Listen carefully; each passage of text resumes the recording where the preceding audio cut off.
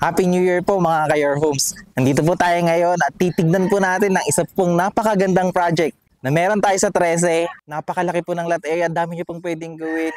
Napakaganda ng location, napakaaliwalas ng lugar. Bagong taon, bagong bahay. I-check niyo na po ito.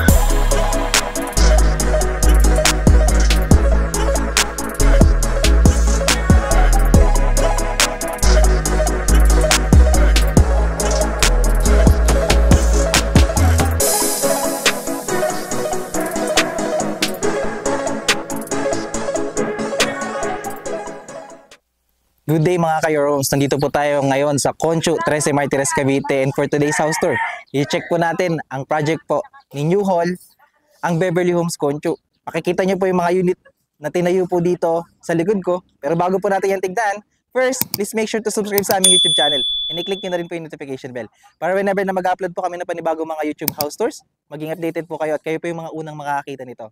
Kami rin po ay nasa Facebook, so please click like and follow para maging updated po kayo sa aming mga postings. Again, ako po si Carlo Felices together with my team sa likod po ng camera. And welcome po kayo to another Your Homes House Tour.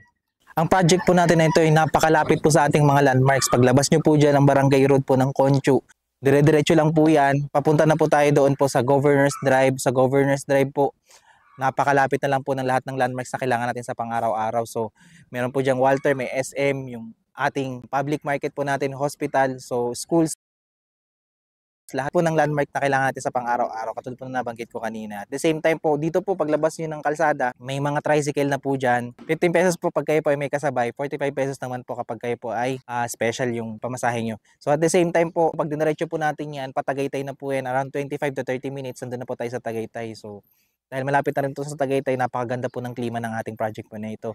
Kumpleto rin po ang ating amenities dito. Meron po tayong clubhouse, may basketball court din po tayo, may playground, and at the same time po 24/7 po yung ating mga guard po dyan. Ang tubig po dito ay deep well din, so meron po tayong sariling tubig po dito, so hindi po tayo mawawalan. Ang ating Beverly Homes Conchu po ay 3 hectares lamang po, kaya napakaliit po ng community. 200 plus units lang po ang itatayo dito, kaya napakaliwalas. At the same time, lahat po ng unit po natin dito ay duplex. Lahat po kayo may parking, kaya kahit po kayo ay fully occupied na, maluwag po tignan ng subdivision. Ang update po ng project po na ito ay tuloy-tuloy na po ang construction yan. Kung makapansin nyo po dito, halos pagtapos po ng taon po na ito, nakatayo na po lahat ng units. So if ever po na naghahanap kayo ng mga RFO units, pwede po yan. Meron po tayong mga available dyan. And at the same time, kung gusto nyo naman po ng pre-selling, piliin lang po natin yung mga itatayo pa lang po na mga units. So yan, meron po kayong option, lalo kung gusto nyo po makalipat agad. Ngayon, tignan po natin yung ating unit kasi bibigyan ko po kayo ng updates dito sa project na ito. Almost 30 units na lang po yung natitira. So kung kayo po talaga ay naghahanap ng unit na malaki po yung lote at napaka-affordable pa, imagine niyo po, no, 70 square meter, less than 2 million pa ang price po nito. Ang monthly nito po, nasa 9,000 lamang. So napaka-affordable po nito sa ganitong kategory po ng bahay. So ayan, tignan po natin. Ang ating model unit LC Altea po, meron po yung lot area na 70 square meter minimum and floor area na 41 square meters. So ito po ay lofted, hindi po siya sementado sa second floor. Pero kung mapapansin nyo po, napakaganda na rin po na ang ating unit. So nag-focus din po sila sa laki ng lote. Kasi po sa Cavite po, kung mapapansin nyo, yung mga lote po natin, townhouse pa lang, nasa 2 million plus na po yung presyo. Ito po, napakalaki ng lote, pero less than 2 million. Again, sinabi ko na po yung kanina. But anyway, so tayo po ay semi-complete ang turnover.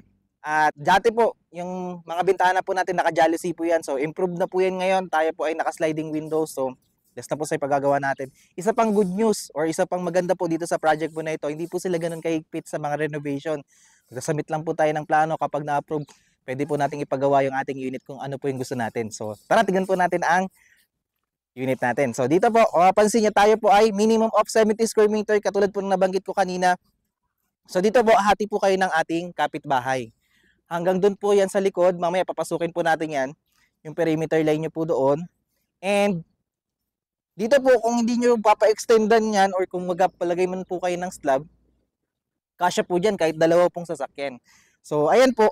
Kung hindi naman, kahit po meron po kayong malaking sasakyan, kasyang-kasya po yan. So, ang advantage talaga ng project or ng property na meron kayong malaking parking area, hindi po crowded kasi lahat po kayo, kahit po yung mga kapitbahay nyo na may sasakyan, may parking. So, pasukin pa natin ang loob.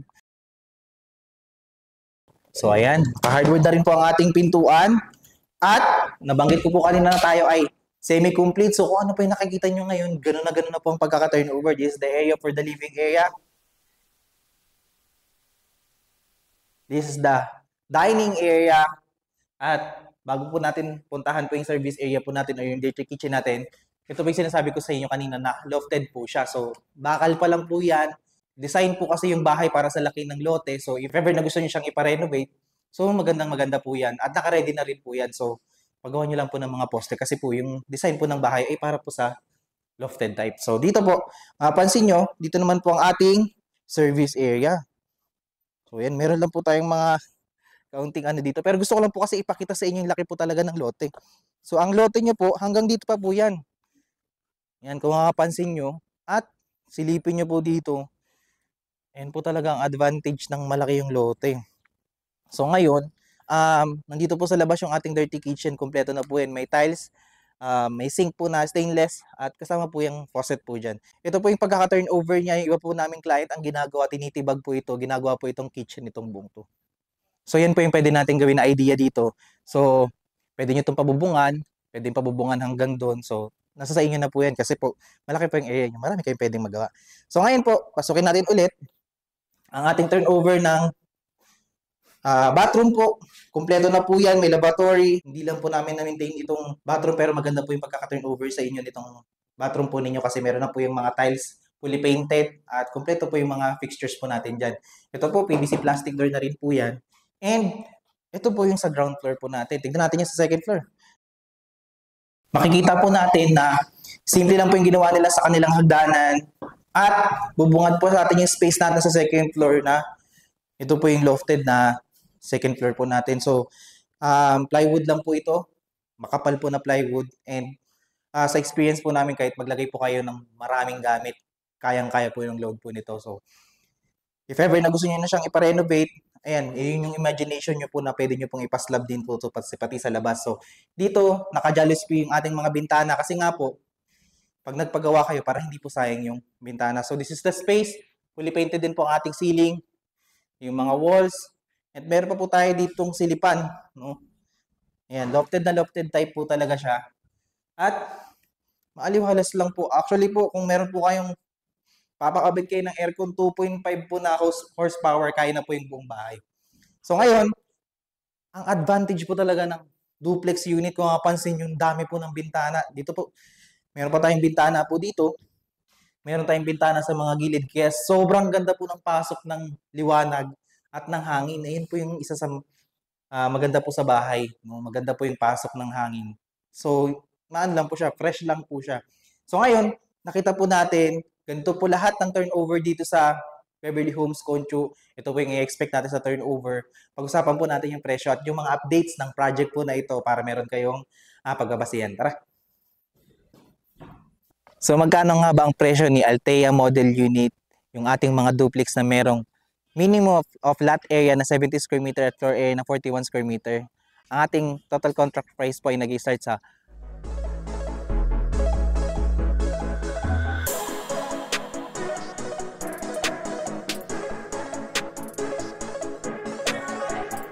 if ever po na kailangan nyo po ng further information regarding this project, gusto nyo pong free tripping po sa amin, you can contact us sa number po na makikita nyo sa screen.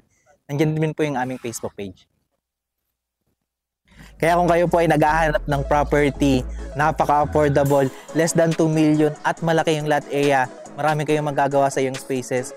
At the same time, napakaganda ng location, napakaliwalas ng lugar. Located lang dito sa Cavite, specifically sa 13 Martires, Cavite. Perfect na perfect para sa iyong pamilya. I-check nyo na po ito. Hindi pa po kayo na-subscribe sa aming YouTube channel, please like, share, and subscribe na rin po para maging updated kayo sa mga bago po namin i-feature na bahay na kagaya po nito. Again, maraming salamat po sa panonood at magandang araw.